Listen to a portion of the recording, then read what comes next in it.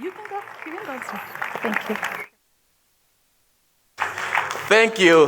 Thank you for such great introduction. I want to thank WKKF Foundation. I've used this word, I've heard this word a lot of like being WK, but I never said it loud because most of my friends call me WK. So here, like to say WK is such exciting for me to say it now. I also want to thank Alelis and also Leji and the entire team of WKKF Foundation for having us here. It's such a great honor this afternoon. As you have heard, my name is William Kamkwamba. I grew up in a very small village in Malawi. I grew up in a farming community. As Malawi in general, 80% of the population are farmers. In rural areas, the number is even higher. It's almost 99%. Pretty much everybody depend on growing their own food and also some other cash crop that they can be able to buy some other necessity. So life in Malawi of a farmer, it's very difficult, it's challenging. There are a number of things that makes farming very difficult. The weather, the price of seed, the price of fertilizer, all those, each and every growing season, farmers have to look for those. Some of it, you don't have control over it. Like the weather, you can't control how much the land you want, or sometimes you have drought, sometimes you have flooding. So in 2000 to 2001 growing season, we experienced some drought. Due to that drought, crops didn't do well. People only harvested a quarter amount of what they were hoping. That meant that they had to live up on that quarter amount for the entire year until the next harvesting season, which was very hard to do. So a lot of people ran out of food very quickly, and the hunger broke out throughout the country. A lot of people were starving. People were starving to death, including my family, was badly affected by the situation. At that time, that was the time that I was supposed to start a high school. High school in Malawi, you have to pay for it, while primary school, it's for free. With the situation, my parents couldn't afford to pay for my education. I was forced to drop out of school. When I had to drop out of school, I looked at my father and looking those dry fields. That wasn't the future that I could accept it. I didn't want to become a farmer like him. It's not that I didn't want to become a farmer because I hate farming. No, I love farming. But I didn't want to become a farmer just because that's the only way that I can survive. Majority of the people, they are not farmers by choice, but they are farmers because of their circumstances. I wanted to live the life that I can choose what I want to do at any time instead of being bounded by circumstances. So to me, I started thinking, what can I do in order for me to escape this cycle of becoming a farmer? I thought that if I can have education, it's not only that I'll be able to find a job somewhere, but I can be able to do any other thing that can help my family, also my community or my country in general. So when I couldn't go to school, started thinking, what do I need to do? Like enough, the primary school that I just graduated from, there was NGO that started libraries in different communities. I went to that library to start reading books. I was most interested into reading the textbooks that they were using in school.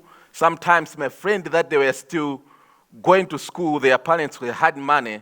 I'll ask them, what did you learn today? Taking some notes, trying to do my homework, comparing to what they get graded, if I could have passed that math or not. Some I was passing, some not. So I started doing that, going to that library.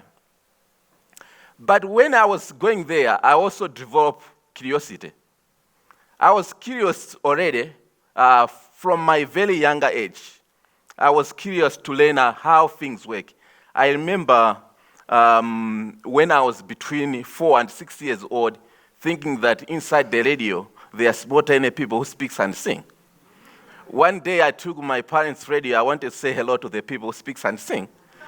Very surprised to see very tiny thing that looks like beans. I say, these people. Being a kid, there was only one way to tell. I say, if I can pinch one of it a little hard, they'll be screaming that, leave us alone, you are hurting us. But that didn't happen. So I started learning, removing components, learning how to fix radios. But I didn't have money to buy batteries when I'm fixing radios because we didn't have electricity at home. So one day, because of that curiosity, when I can see a book, I'll try to see what does this, in terms of science, how does the electromagnetic works, how does a radio work, how does the television work. So one day, when I went to the library, I found a book that had the pictures of the windmill on the cover. The book, inside the book, they say windmill pump water and generate electricity. The word pump water attracted my attention. I say, if I can build this windmill to pump water, I can start irrigation, growing food 2 to 3 times a year. I thought that would be a solution. So I decided to build a windmill, but I didn't have money to buy materials.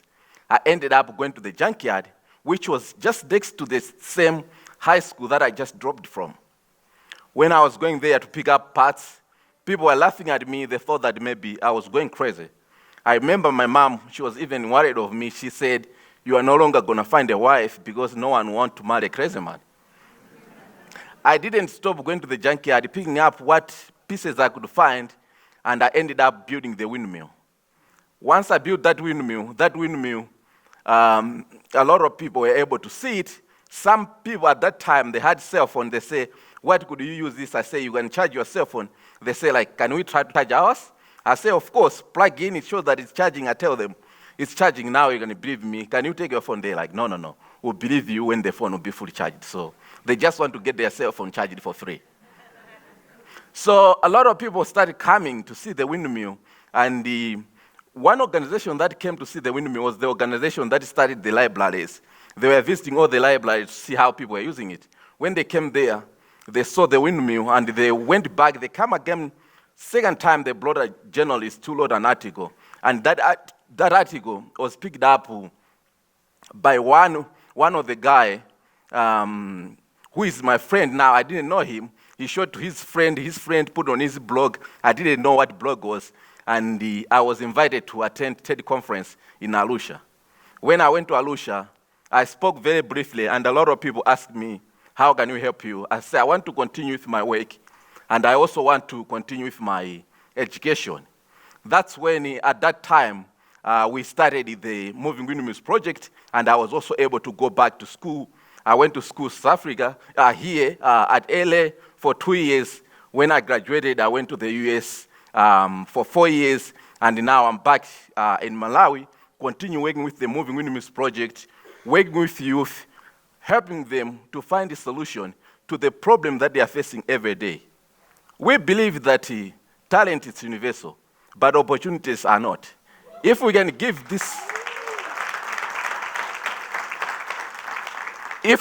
youth opportunity, you will be amazed with so many ideas that they can come up with, that they can solve the problem. So now we are doing work to improve farmers' life in Malawi. That means that we have to figure out the mobility part, how they can bring their crops to the market, that they can get good prices. So nowadays we are doing the electric mobility, working with younger people, converting gasoline-powered motorcycles into electric.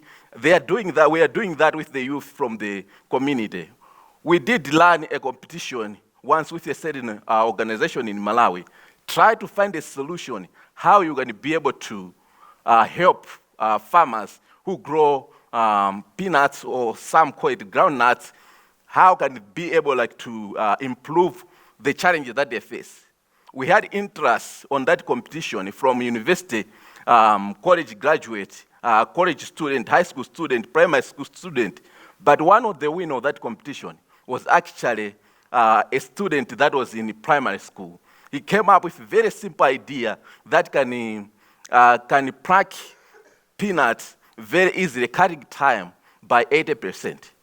It was just a very simple idea. So what we are doing now, we are building the innovation center. We want to build the innovation center, the place where we can have those young people from all over Malawi to come work with us to design solution to the everyday challenge.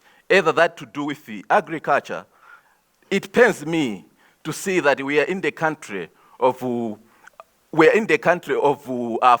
80% farmers, but each and every year we still struggle to feed our population.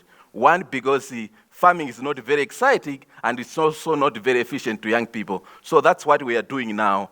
We are working on building that innovation center that will be able to bring a lot of people. But what gives me hope, all the work that I've been doing, that we are doing, I face so many challenges, but most of the time I thought that challenges are there to strengthen you, to make you grow in everything that you do. So I'll say thank you again for having me here. It's such a great honor to be here this afternoon. Thank you. Thank you. Thank you. Thank you so much.